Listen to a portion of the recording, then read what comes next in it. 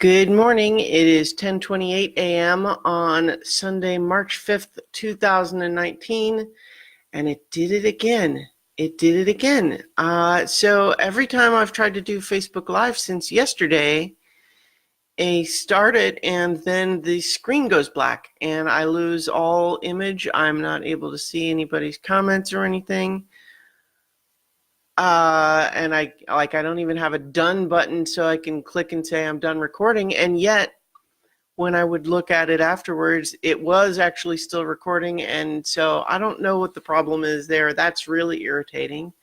But on the off chance that it is something that is still broadcasting, I guess I will keep talking about it. Today is Sunday, because it's Sunday. I'm going to continue my rewatch of Gravity Falls with Season 2, Episode 3, The Gulf War. So I can't see myself, or I'm literally going to be watching on my phone, watching myself, just in case someone has a comment or something. But so in any event, this episode is kind of a filler episode in the sort of the main overarching series plot of, what's going on with the bunker, what does that machine that Grunkle Stan has got underneath the shack do, what are the larger issues concerning Gravity Falls these days, that sort of thing. But it's a big Mabel episode because she gets to have an episode a bit like Dipper's last time, where she gets to have a bit of a character growth and a revelation and a good lesson for kids. This idea that rivalries are, everyone, there's this expectation, there's this feeling like, oh my gosh, are you supposed to be rivals with someone? Is that something that you're expected to do?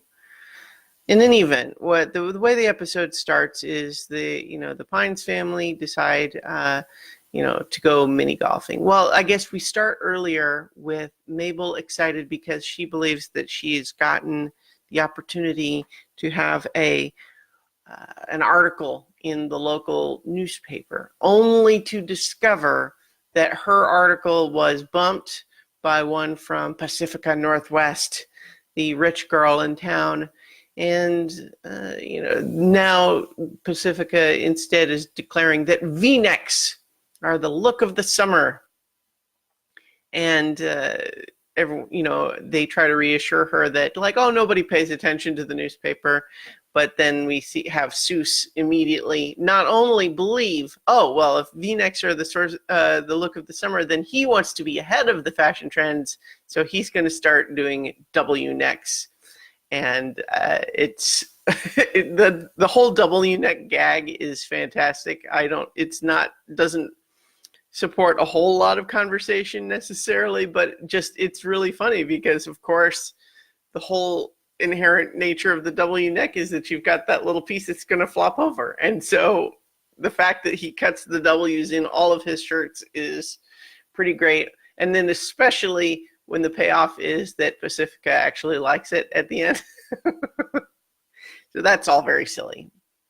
But by and large, mostly Mabel is just really annoyed. And so they all go mini golfing as a way of blowing off steam after having a hard couple of days, with the events in the bunker and so on. So they're playing mini golf. Mini golf is fun. I like mini golf. And they're playing, but it's frustrating. Pacifica's there, she's really good, and there's this heated rivalry now. Pacifica, and they even reference this whole thing. The last we really saw of Pacifica was when we discovered that her family was kind of a fraud, that they weren't really related to the actual founders of the town. And yet, in a somewhat true to real life development, they say, turns out when you have a lot of money, it actually doesn't matter Which is like, that's kind of cynical for a little kids show, but hard to argue with. In any event, we have this revelation that Pacifica is also really good at mini golf, and part of the reason for that is that she's got this Olympian level mini golfer trainer, Sergey, who has been training her, and so she's really good as a result. And because Mabel thinks of herself as really good, there's this challenge. Oh yeah, well, you're on. Who, person who's best at mini golf wins. That whole sort of thing. And then, so you have this rivalry coming up, which is making everybody, angry and determined to win. I think we have a nice scene, though, with Mabel and Stan in the diner where, was it in the diner? Or maybe they were back at the shack, but where Stan is basically encourages Mabel and gives her the little "You the Best" trophy sticker, which of course becomes a plot point. But it's a nice moment, though, where Grunkle Stan is encouraging. So they decide also, he's encouraging also for them to break into the mini golf place for her to get some extra practice in. And so they go back. There's already this expectation that breaking in order to get extra practice in starts towing towards that line of like, are you playing fair? Are you being honest with your whole approach thing? Like, it's not, it's a first step in the direction of how using the Lilliputians is kind of cheating. It's not even really just kind of cheating. I mean, it's just pretty much straight up cheating, right? It's unless you want to try to, I don't know. It's definitely cheating. In any event, though, as part of this practice, they discover the Lilliputians. We first meet, Franz and the windmill Lilliputians, and it's all very cute and silly. These little people with their mini golf ball heads. And I think I remember the first time watching this episode and just the increasing feelings of delight as each successive hole reveals their own themed group of Lilliputians, the pirate ones and the French ones and the mining ones, and it's all very silly. And I like that a lot. And of course, they reveal that they're non-cooperative. They're not very engaged with the kids until this notion of rivals comes up. But they understand rivals because they all have their rivals of, they can't agree on who's the greatest mini golf hole, and they go to war. But then this idea of, if only we had this trophy sticker, that we would know, that would be like proof. So this arrangement of like whichever hole helps us most in the competition, we'll get the sticker. And Mabel at this point actually starts to kind of say, well, this feels like cheating. And Dipper actually is, not that Dipper has always been like the paragon of perfect virtue or anything, but he's the one who's kind of like, come on, Pacifica is rich. It's like she's cheating at life. And I think to some extent there is an aspect of that that's like, there's an element of that that's true. Certainly Pacifica in this specific instance has the privilege of having been trained by a professional. So that's an advantage. So I think in terms of just moral grounds of like how wrong is it to cheat in this circumstance, I think not that much, but that's not really the point. So what we get is we have, off the top of my head, I did just rewatch this last night, but I'm trying to remember, like, did they agree to do the tournament in the middle of the night, or did it just kind of work out that way for some reason? gosh, I can't remember now. I can't remember the specific plot detail of that. But, like they're working on the course in the middle of the night, and then Pacifica shows up with her family, and there's a little bit of humanizing her with this whole thing of like the parents, like they're going to a party, they don't need to stay to watch her. They expect her to win, but they're not going to stay. They're not going to, contribute. They're not very encouraging. And so she shows up, and we're doing the tournament now. And so they're competing, and we see the different Lilliputians helping Mabel and hurting Pacifica's chances in various ways. And some of them are very silly, like with the surprisingly dark mining hole one, where we see this, like, there's a gas leak. Anyone who goes down there will die. And then Big Henry goes down, and even though little girl begs him not to go and gives him a little drawing, he's got to do it. He's got to do it for the team. And then we see him literally pass out, presumably to die. But Mabel gets a significant advantage in her mini golf, that's all pretty funny.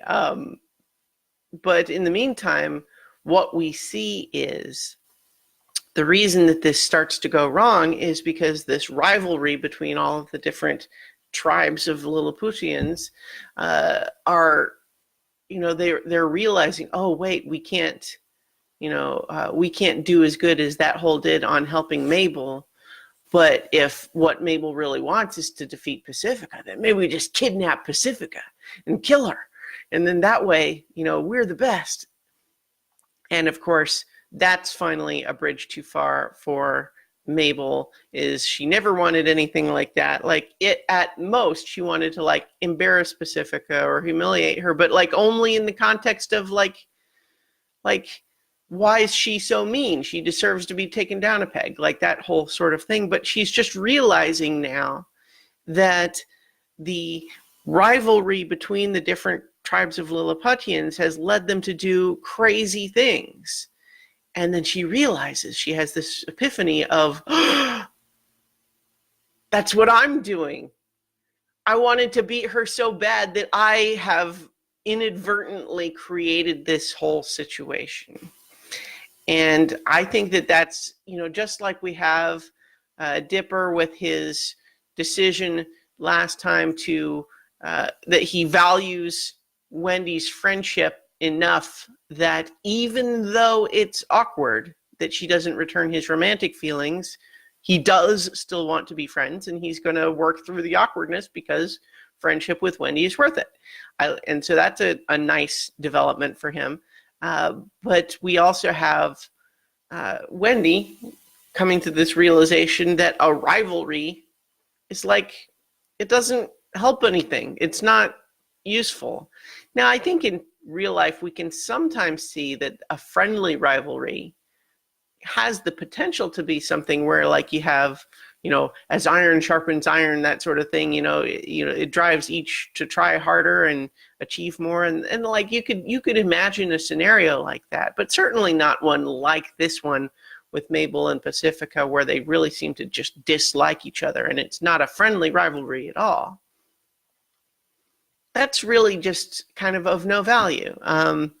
It's a teensy bit. Well, I won't even necessarily say what this is from, but there's a recent thing that I saw that has the line that, resentment is corrosive.